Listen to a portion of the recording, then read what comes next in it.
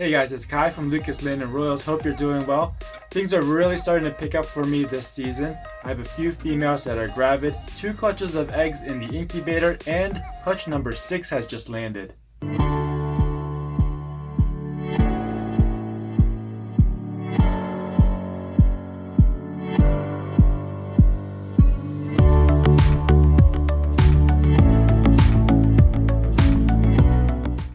Okay, so like I said, this is going to be clutch number 6. I didn't realize I had 5 clutches already. The thing is that they've been so spread out. I've only had like maybe 1 or maybe 2 clutches where they overlapped and they were in the incubator at the same time. Like I said, things are spread out, but I'm expecting 2 more in the next couple of weeks, which is going to be pretty exciting. By the way, this one is a pied female, and last season she produced a clutch that was for the giveaway. This time she was paired to a coral glow pied male. Just look at how beautiful this guy is. So coral glow and banana are actually the same gene, just developed by different breeders. It's their line, so just to be respectful of their line, I'm going to continue calling this one a coral glow.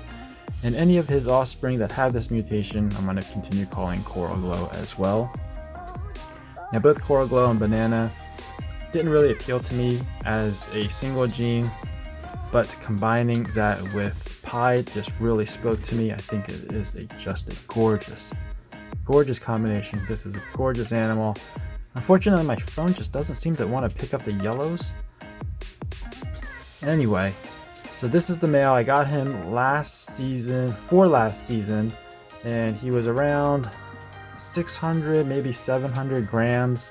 Thought he was at a good size to breed, but he just wasn't mature enough, and so last season he didn't do anything for me. Wasn't going at the females at all. Luckily this season he's been locking with the pied female that I'm about to show you. She actually laid about 4 days early, so let's go ahead and pull her out and see how many eggs she has.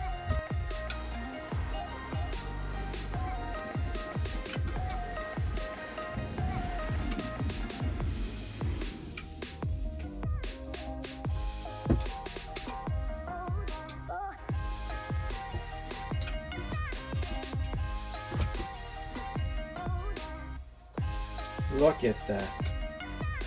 Look at that. Looks like she gave me a pretty good clutch. Hard to tell until I pull her off. She looks really defensive right now. I might get bit in this one. Alright, so I'm going to get my other empty tub ready. I'm going to take this out. Look at her. Oh man, she is looking at me.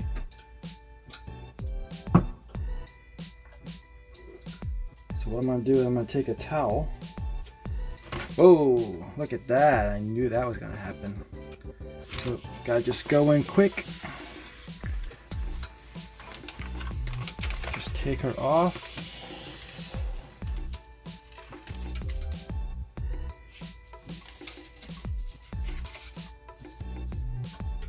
Take her off nice and slow.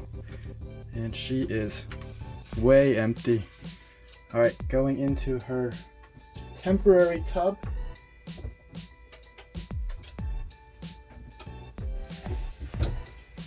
So once you take them off, they're not going to, or they're less likely to strike.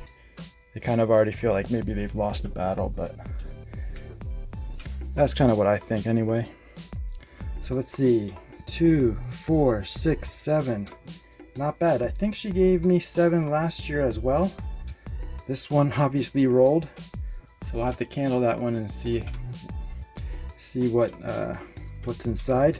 But for now, we'll just mark all of them as is. And time to candle them and see if we have to adjust any of them. Let me just turn the lights out. You guys can see. That's nice and orange. Got red veins in there. Veins. You can actually see the embryo right there. See that dark spot? This one definitely turned. I'm gonna have to peel that one apart. That one is turned as well. You can see it's on its side. Alright, they all look pretty good except for that one. Let me just turn the lights back on. So I'm going to go ahead and peel them apart as much as I can. One of the reasons is that I've had clutches in the incubator before where one of them goes bad, and it might have been like the one in the middle, and then it just gets all, it gets a little bit difficult to peel them off at that time to remove the bad one. So it's probably a good idea to just keep them as separate as I can while they're still kind of easy to peel apart.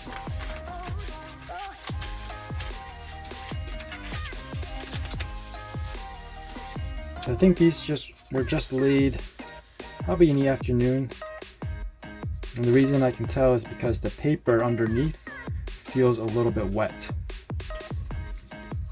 Now these are stuck together really well.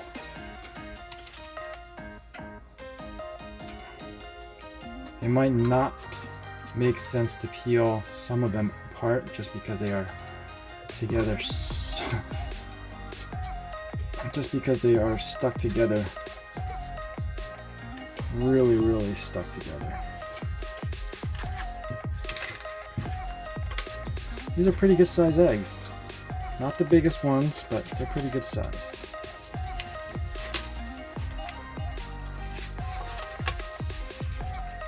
It's really important to take the paper off.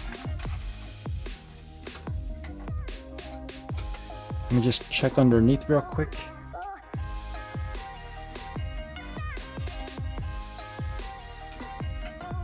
Alright, so this is the one that I still need to peel apart. And it just takes a little finessing. Try to peel it apart from multiple directions, not just from one, to prevent tearing. Alright, so let me shut the lights off again. Let me see if I can peel these off. Nah, I think they're alright. Let me shut the lights off again, and we'll try to find the top of that one.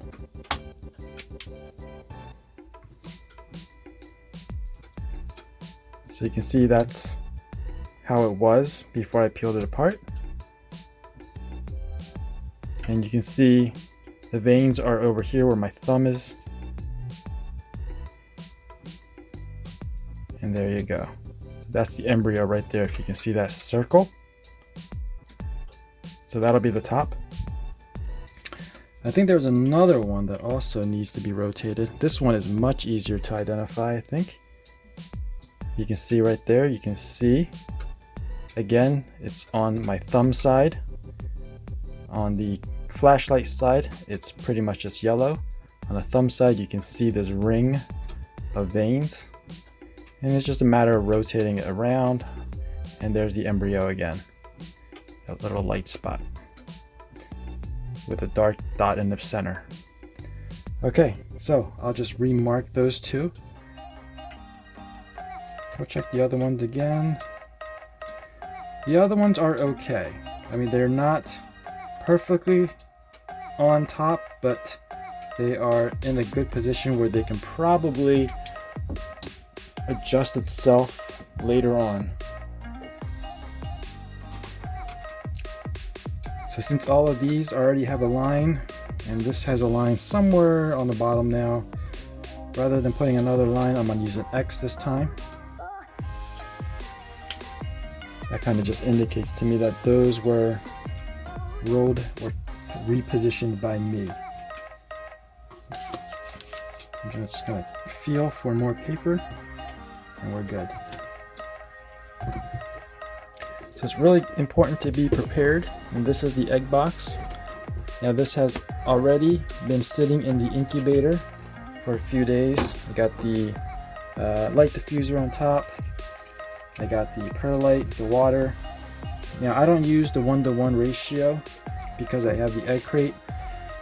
So I think this mix is a little bit on the wet side, but because the egg crate is here, it's not going to be touching any water, or the eggs are not going to be sitting directly in the water. There's a little bit of moisture on the egg crate right now, not a lot, but just a little bit. And that's because condensation has collected on the egg crate while it was in the incubator. I usually wipe it off before I film, but this time I forgot, so I'm gonna do that right. So that's why I did it then.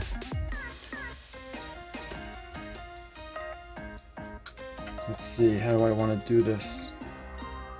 So the whole point I peel them off is so that they don't touch each other. I'm gonna try to keep these separate, especially the two that I had to reposition.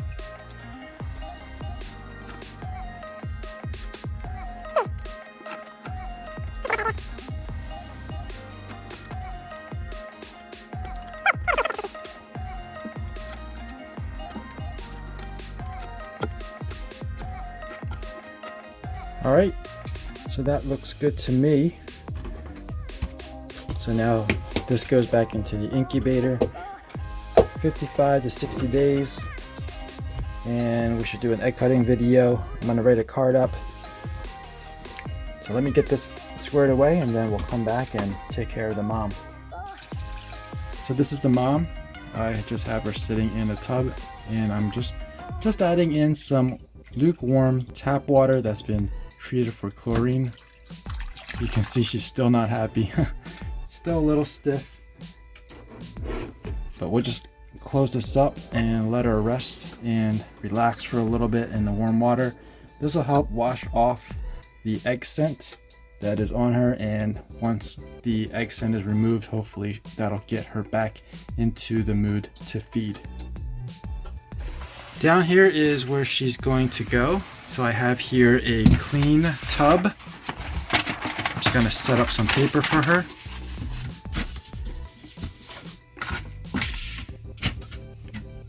And a water bowl, which I will fill in later. So now this is all set up, and it's time to get her out of the water and into here. All right, now it's time to get her out of this tub. Tell you the truth, I'm a little bit nervous. Where is she? She's one of the females that doesn't like to get touched. But she needs to get washed off. All right. Look at her. Oh, you can hear that. Just let her, I'm gonna let her calm down, I think.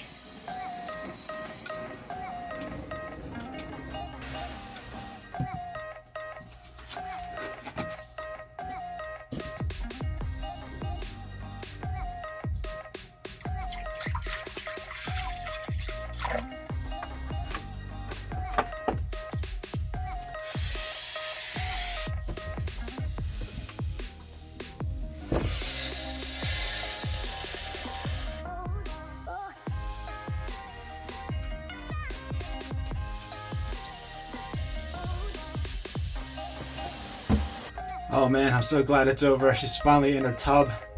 The job is done. I'll tell you what, I was so nervous trying to get her out of the water tub. This is one of the most defensive moms I have.